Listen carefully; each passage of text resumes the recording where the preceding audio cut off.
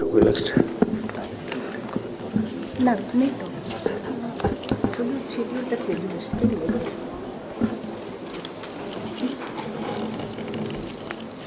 Om Namo Bhagavate Ramakrishna. As we know, we have gathered to observe the 150th birth anniversary celebrations of Swami Abhedananda.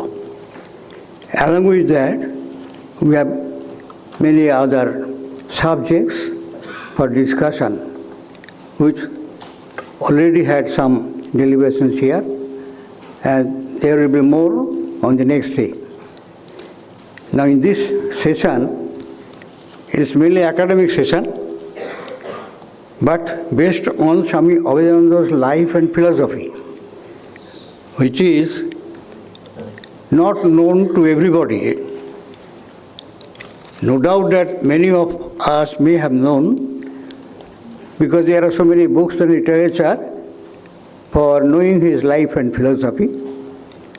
But still, many people are very backward in knowing this great soul, Swami Abhedananda, whom Sri Ramakrishna said, after Vivekananda, you are the most intelligent of his disciples. It was a life divinely ordained and divinely fulfilled. It was a multi-dimensional life as an individual, an illuminating preacher of spiritual ministration. It was a life of the patriot saint of modern India. It was the life of Swami Abhedananda, the intimate disciple of Sri Ramakrishna and an apostle of monism. Needless to remind that no other disciple of Sri Ramakrishna lived so fully his 13 years than did this seeker of the absolute truth and the explorer par excellence of the inner realm of human soul. The social milieu, as Bengal was the first place where British rule was established, a socio-economic change took place in the old moribund Hindu society. A liberal class took its rise in Bengal, and this class, under the leadership of Rammohan Rai, started the ball of Renaissance rolling. Hence, aptly, Rammohan has been called by Swamiji as the first man of new generate India. The most significant work of Rai was his preaching of universal religion. Then came Devendranath Tagore as the leader of the religious reform movement. He followed the Vedantic trend in Rammohan's religious thought. The year 1817 witnessed establishment of the Hindu college nursery of the outstanding personalities of Bengal. Bands of young men who had lost their faith in the orthodox religion of the land met frequently in the debating clubs of Calcutta. They met to discuss religion, they assailed the superstitious notions and practices of their forefathers with extreme zeal. All faith on morality and religion became weaker every day and tended to decay. The country was in a ferment and the pulse of the nation began to beat quickly in union with new ideas, indicating the advent of a new era.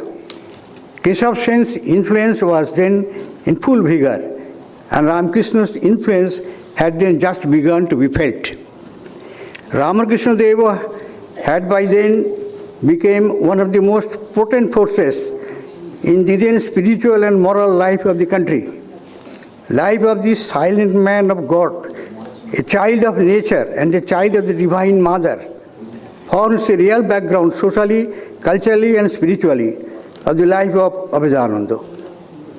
This is a real historical statement, as Swami Abhedananda has repeatedly proclaimed himself as the humble spiritual son of Bhagavan Sri Ramakrishna. The man who was destined to provide the Hindu society with the desired vitality appeared in the person of Sri Ramakrishna Deva. With him, faith was the profoundest wisdom and a certainty in everyday life. His very advent brought in its trail a God-conscious era. It was in this phenomenal era that Kali Prasad Chandra was born at 21 Nimu Goswami Lane, Calcutta, to fulfill the great task entrusted to him by his master. The family, Kali Prasad's father, Rasiklal Chandra, was a teacher of English in the Oriental Seminary in Calcutta from 1838 to 1863. His mother, Nayantara Devi, was a virtuous and intensely religious woman. Kali was educated first in a Sanskrit school, then in a vernacular school, and then he went to Oriental Seminary to have English education. He passed entrance examination when he was 18. Awakening of the soul. In the year 1883, Calcutta witnessed the arrival of Pandit Sashadhar, an erudite Sanskrit scholar. Pandit's unique forte in the sphere of learning was his lucid explanation of 6 systems of Hindu philosophy, as we have already heard from previous speakers. Kali Prasad was deeply interested in the Vaisheshika and the Sankhya systems on which rested the atomic theory of Conado and evolution theory of Kopilo. Kali Prasad's profound thirst for knowledge made him interested in studying Patanjali Darshana and Yoga Sutras. He did so, and this led the God-intoxicated youth in his search for Guru, the master for the remainder of his existence. The pilgrimage Sri Ramakrishna received the youth with a deeply affectionate heart and welcoming smile. Kali accepted him as his master for yoga practice at the very first sight and recognized him as an embodiment of truth and light. His soul began to cry like Gothe's first, "Where shall I grasp thee, where?" Sri Ramakrishna wrote Bija Mantra on Kali's tongue, as if stimulating power in him thereby. Thereafter, Sri Ramakrishna taught Kali how to meditate and enjoined him never to marry. Each day at the feet of his master brought him new and newer spiritual consciousness. Kali Prasad left his family to remain with his master from October 1885, when Sri Ramakrishna was removed to 55 Shampuku Street, Calcutta. His was a constant feature beside the bed of his master, afflicted with cancer, to serve him medicines and other related jobs. Study and meditation were the main features in Kali Prasad's life during Kashipur days. As the curtain fell on the life of the child of the Divine Mother on 16 August 1886, his young disciples, notably Kali and Naren, were determined to work out ideas of their master and propagate those across the globe. An ascetic, Swami Abhedananda shockingly writes, "I travelled throughout the length and breadth of India barefooted, without touching money, without thinking of the morrow, and with one blanket as my bed and garment." At Boranagar Monastery, in the 3rd week of January 1887, the young boys, each of them Ramakrishna Santana, confirmed their apostolic life before the sacred fire of the Viraja home at the Boranagar Monastery. As Swamiji used to recall, in his last later days, Boranagar is synonymous with spiritual sadhana. Kali Prasad appeared to be reserved as he spent his days exclusively in study and meditation. As a preacher, in 1896, Swamiji was exhausted with strenuous exertion of his preaching work in the West and felt the need for an able assistant to help him in his London work. He sent a cable to Al-Mazhar Mott which read, quote, "Send Kali immediately to London to assist me." He was nearing 30 when Abhedananda left India for England. On the memorable day of 27th October 1896, Swami Abhedananda gave an excellent address on philosophy and religion of Panchadoshi, and this was the inauguration of his entire preaching career, spanning over several decades across the West and to the East. When the work in America needed an able preacher, so went the directive from the leader in Calcutta to his brother Mock in London. The new preacher.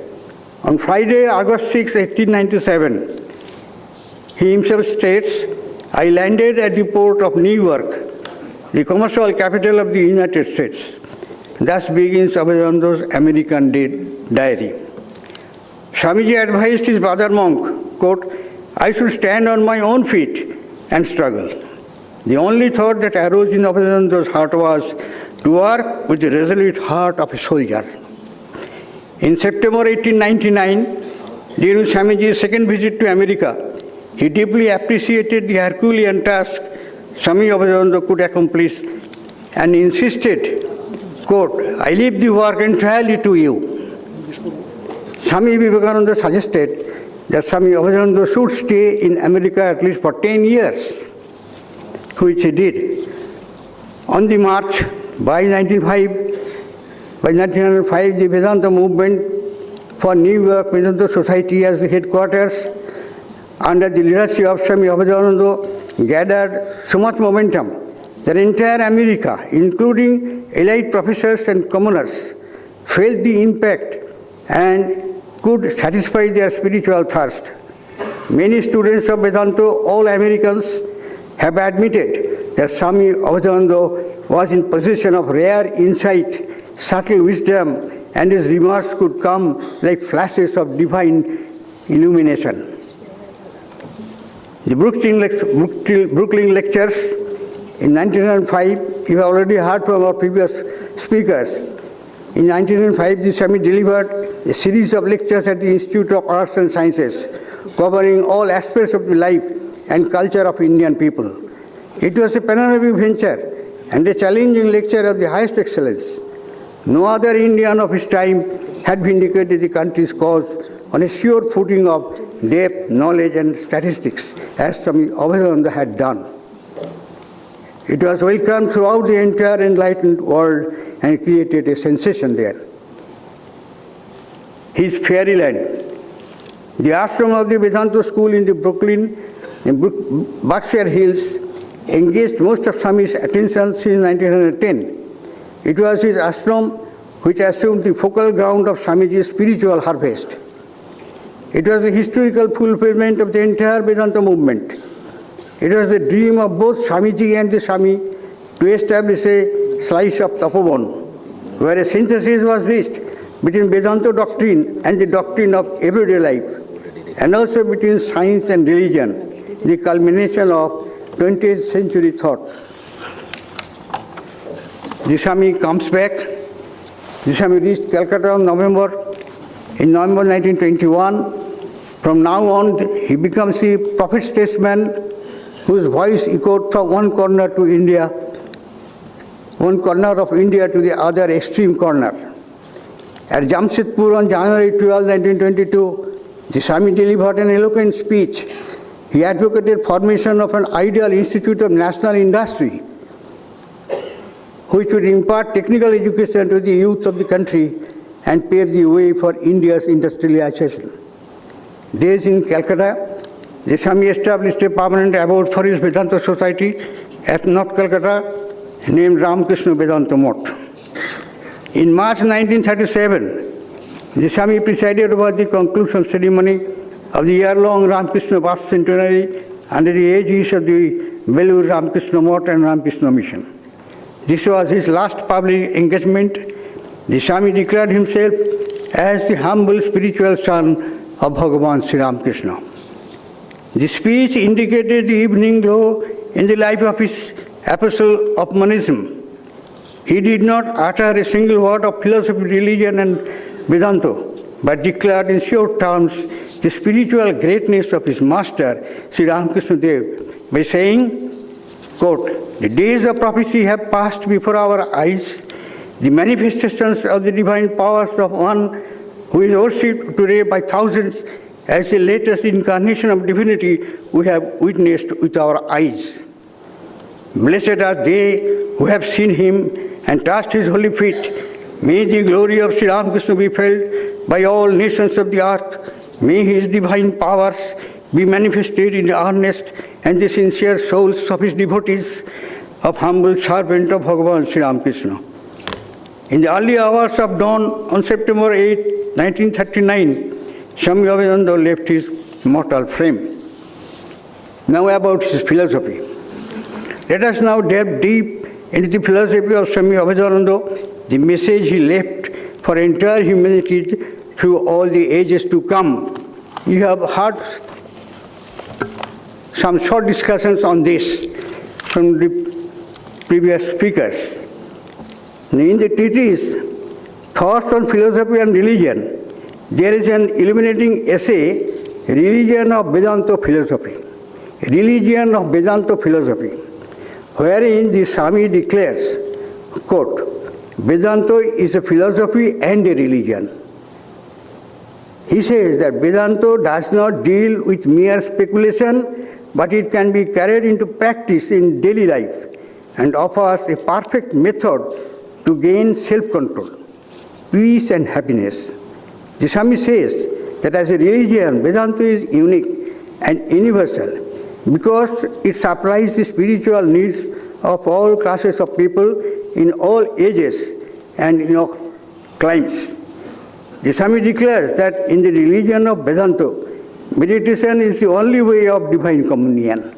The Swami is a healer of soul and thus suggests that meditation should be practiced daily in a quiet place which is kept free from all mundane thoughts. We have from our Ramakrishna Vedanta Math printed this lecture of Swami Abhedananda, and some copies may be sent if you so want. In another essay, Religions of the Hindus, the Swami says that the proper name of our nation is Aryan and their religion is Sanatana Dharma. And the ancient Vedic rishis, great intuitive philosophers, describe their knowledge in simple and potential language about their sublime conception of God and ideas of human immortality. In another essay, Cosmic Evolution and its Purpose, the Swami finds in the Sankhya system the modern age scientific statement that, quote, the laws of nature are uniform and regular, and that which is in the microcosm is also in the macrocosm. This is the highest truth of Vedanta. The Swami informed the world that through strict rules of logic and experiment, Kopilo concluded the building up of cosmos is a result of evolution of energy called Prakriti. In another celebrated treatise, Religion, Revelation and God, in the essay Divine Inspiration, there is a celebrated utterance of the Swami, quote, God of Vedanta is like a circle whose circumference is nowhere, but whose center is everywhere. This is the ultimate truth. The Swami says that God inspires us when our minds are not disturbed by cares of the phenomenal world. We first try to know God by intellectual perception, but the great seers come in direct communion with the Supreme Being and receive infinite wisdom. The inspired prophet Sri Ramakrishna found human teachers imperfect. So, like a child, he prayed to his divine mother, O Mother, I am thy child. O Mother, come into me and teach me. After receiving inspiration of the Divine Mother, when he came out before the public, the world recognized him as a divinely inspired teacher. The Swami advises us, go and sit in silence, meditate upon self, and you will receive absolute truth. In another celebrated work of the Swami, Life Beyond Death, the author asserts the relation between spiritualism and Vedanta in the essay of the same title. Thus, the Vedantic sages have discovered that the heaven of the fathers is not the highest abode of eternal truth, but it is phenomenal and bound by the law of karma. The author makes the reader spellbound by his lofty conclusion, stating, quote, the path which leads the individual soul to the realization of the Absolute is not through belief in the departed spirits, but by the knowledge of the relation which the individual soul bears to the universal spirit. Vedanta calls the path Devajan, the path which leads to divinity. In another treatise, Science of Psychic Phenomena, the Swami projects the subconscious plane as endowed with unlimited powers and says that this plan is completely mastered by the yogis, who always strive for divine realization of the Absolute. The Swami warns us not to give any response to the alluring call of our selfish motives and to make us immortal by the radiance of eternity. In this treatise, the Swami says, in India, religion was brought into every phase of life. Constant thought of the material objects drags the soul down, and this is simply to mistake the body for the soul and matter for the spirit. The style of this book indicates firm imprint of scholarship, keen sense of judgment, and spiritual excellence of the author. The mystery of death. It was initially delivered as class lectures in America during 1906. Truly speaking, it is a book of philosophy and religion, centering on the sacred dialogue between Nuchiketa, the seer after divine truth, and Yomo, the ruler of death. The Swami says that the Kathopanishad has given an explanation of the realm of immortality, which transcends the limits of time, space, and causality. And that immortal realm is the Atman, where there remains no nescience or maya. In the celebrated essay, The Phenomenal Universe and the Brahman, the Swami analyzes the mind of the sadhaka and proclaims, quote, the truths of Vedanta were not realized by reasoning, but they came intuitively like a flash. Process should properly be called superconscious realization, and when that occurs, everything that is known in this state is revelation and beyond the reach of intellectual reasoning. The great saviors of the world famous treatise consists of Brooklyn lectures of the Swami between 1907 and 1911 before American elite and erudite professors. While talking about evolution of religious ideas in India, the Swami analyzed that when the corrupted from Buddhism swept away higher ideals of ethics and religion, deep unrest was caused in society. Atheistic and agnostic views replaced the worship of one supreme deity. The Hindus needed a readjustment, and there arose Acharya Shankar, who re-established universal religion of Vedanta. About 600 years after him, Ramananda appeared in the south and Chaitanya in the north. Both of them are worshipped as saviors of mankind. Lastly, in the 19th century, there came Sri Ramakrishna with his message for the people of his age and for the future. His message was to establish universal religion and to destroy evils of bigotry. His message is most fitted for the present age of science and rational thoughts. Ramakrishna Deva wanted to emphasize the truth that all sects are like different paths leading to the same goal. The Swami adds with deep respect and fervent emotion, the latest manifestation of divinity was in the form of Bhagavan Sri Ramakrishna. Him I have seen, therefore I have seen God. In America, the Swami called Jesus the incarnation of God and noted that spiritual and ethical laws which are eternal were learned by Jesus from the divinity within him. Swami Abhedananda, with his superb breadth of knowledge, related Vedanta with the teaching of Jesus and commented thus, quote, ethically and spiritually, the teachings of Jesus are in complete harmony with those of Vedanta, and the steps towards the attainment of spirituality are identical. But Jesus spoke in parables, while Vedanta affords a rational foundation of ethics and religion. The Swami, a philosopher of the highest excellence, defines true philosophy thus, quote, it must construct a theory which will be the simplest in its nature, but will explain the vital problems in harmony with the highest form of aspirations of human soul. The Swami repeatedly asserted that Vedanta is the only consolation of people of this age. According to him, the philosophy and religion of Vedanta embrace all the science, philosophy, and the religion of the world by accepting their ultimate conclusions. Consequently, the universality of Vedanta is unique and without any parallel. People of the West very well knows that the Sannam Bonam of the Swami's message was unity in diversity, of which you have already heard from previous speakers. In this context, the words of the Swami are thus, quote, the religion of Vedanta teaches that which exists is one. Men call it by various names. Thus, Vedanta establishes universal religion, which embraces all the religions of the world. No difference between the religions of the East or of the West. The monistic phase of Vedanta is the most sublime of all. Herein lies the solution of the deepest problems of science, metaphysics, and philosophy, and its final goal of all religions.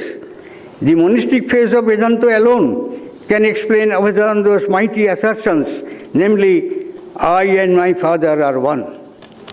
The system of Vedanta harmonizes with the religious ideals of human mind and shows the various paths by which a man may attain to God consciousness. The most significant feature of this system is it classifies tendencies of different minds into 4 great divisions, and then it sets for the methods which may be required. Each method is called yoga in the Bhagavad Gita. Karma yoga, it is the path of selfless work meant for the active man who likes to work and always ready to do something to help others. Bhakti yoga, which is help ordinary emotions can bring forth spiritual unfoldment and realization of the ultimate ideal meant for men and devotional emotional nature. Raja yoga, path of concentration and meditation. By meditation, the individual soul communes with the universal spirit. Jnana yoga, the path of right knowledge and discrimination, meant for those people who are intellectual and possesses philosophical nature. The Swami was of the masters, divine apostles, who came with his master to help him. Apostles are the main of realization and are absolutely free from fetters of delusive world. In his class lectures held on 22nd February 1924, the Swami propounded the ideals of Raja Yoga. While talking about creation, the Swami said, God willed to create, and from this willing, the manifold universe was created. In fact, God's willing is the cause of creation. The cosmic mind was known as the Prakriti. According to Kopila, Prakriti is the material cause of the world appearance, and the Purusha is the efficient cause.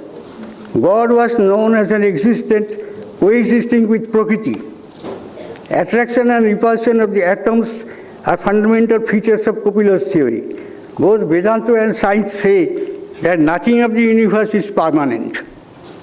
As everything is changing in every second, change means the universe.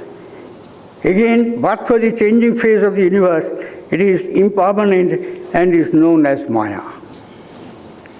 But there is something unchangeable amidst the changes. That unchangeable something is the Atman. The Atman has a real existence in the phenomenal universe, and except the Atman, all things are under the sway of time, space, and causation. The immortal Atman transcends changes like birth, existence, growth, transformation, decline, and destruction. That means Sarabikar. The Swami comments thus, the Upanishad says that there remains no desire in the absolute being, whereas the determinate Brahma has will to create. The determinate Brahman transcends all agents and categories.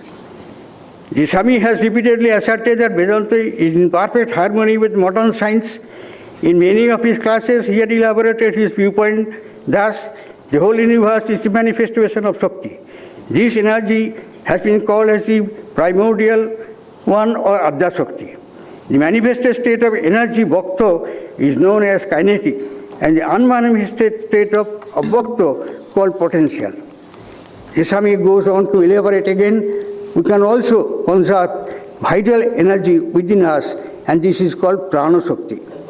The logical conclusion of the above theory is lucidly summed up by Swami Abhedananda in the following words.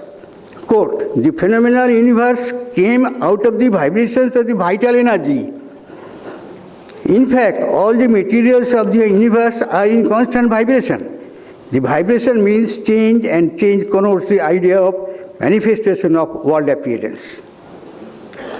Again, in the language of the unique exponent of monism, he says, in the Upanishad, it has been described that the Creator imagined, I am one and unique. I shall be manifold, and therefore he became the manifold universe. True knowledge of the Vedanta, particularly the viewpoint of monism, gives us a perfect weapon to analyze the human mind. Why? The Swami's writing provides lucid and reasoned answer. The Swami says, quote, from the psychological viewpoint, the unmanifested energy is known subconscious mind, and mind which acts in the phenomenal or physical plane is the conscious mind. The supreme consciousness shines above these two levels, the subconscious and the conscious. Thousands of impressions of the past incarnations lie buried in the unfathomed bed of the subconscious mind. Some of these impressions, being intensified by the will of the living beings, rise above the level of conscious mind and begin to play, to act.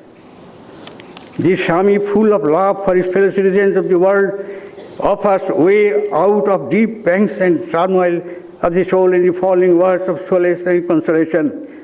Quote, you should think all the time that I am not an ordinary man, but I am the prince.